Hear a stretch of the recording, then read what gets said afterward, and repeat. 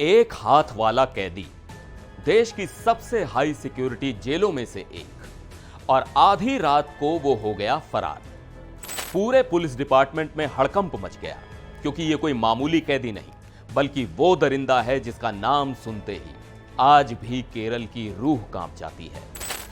ये है गोविंदा स्वामी, सौम्या केस का गुनहगार। नमस्कार, मैं हूं सिद्धार्थ प्रकाश।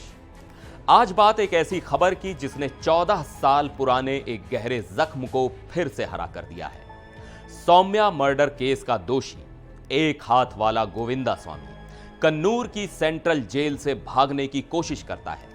सोचिए, जिस हैवान को उम्र कैद की सजा हुई हो वो इतनी आसानी से जेल से निकल जाता है।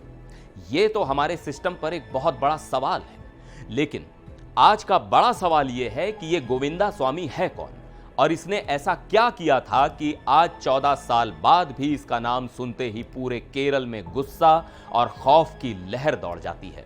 चलिए आपको ले चलते हैं 14 साल पीछे, साल 2011 में, और बताते हैं आपको सौम्या की वो कहानी जिसने पूरे देश की आत्मा को झकझोर कर रख दिया था। यह कहानी है 23 साल की सौम्या की, एक आम लड़की जो कोच्चि के एक शॉपिंग मॉल में काम करती थी, अपने परिवार का सहारा थी। उस दिन 1 फरवरी 2011 को वो काम खत्म करके एर्नाकुलम से शोरानूर जाने वाली ट्रेन में बैठी, हमेशा की तरह लेडीज कंपार्टमेंट में, ताकि वो सुरक्षित महसूस कर सके। लेकिन उसे नहीं पता था कि उस सुनसान कोच में एक दरिंदे की नजर उस पर पड़ चुकी थी। ट्रेन जैसे ही वल्लाथोल नगर स्टेशन के पास एक सुनसान जगह पर पहुंची, गोविंदा स्वामी लेडीज कोच में घुस आया। उसने सौम्या पर हमला कर दिया, उसे बेरहमी से पीटा और उसका सिर बार बार डिब्बे की दीवार पर पटका।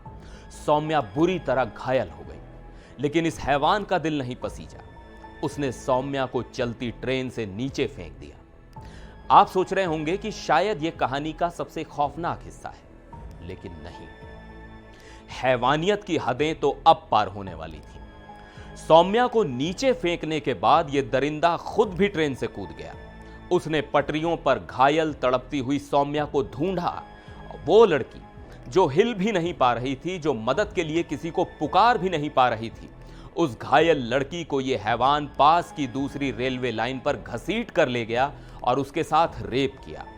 अपनी हवस मिटाने के बाद गोविंदा स्वामी ने सौम्या का मोबाइल फोन और पर्स से कुछ पैसे चुराए और उसे वहीं मरने के लिए छोड़कर भाग गया।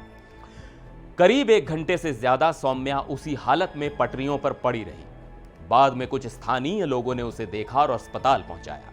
पुलिस ने तेजी से एक्शन लिया और 4 फरवरी को गोविंदा स्वामी को पलक्कड़ से गिरफ्तार कर लिया गया।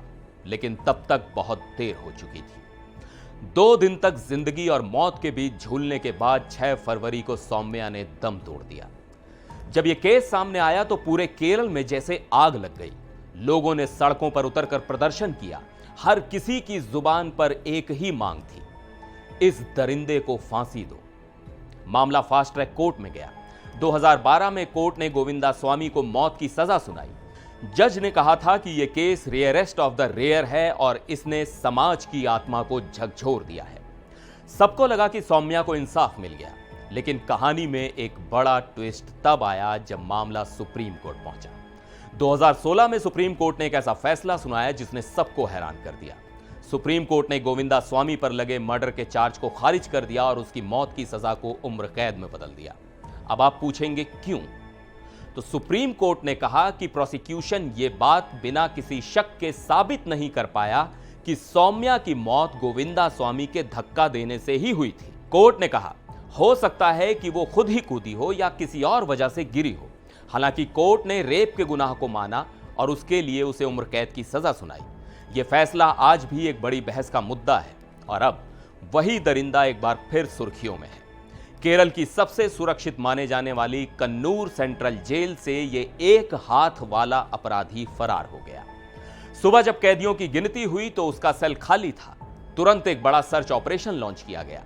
कुछ ही घंटों में पुलिस ने उसे कन्नूर में ही ढूंढ निकाला।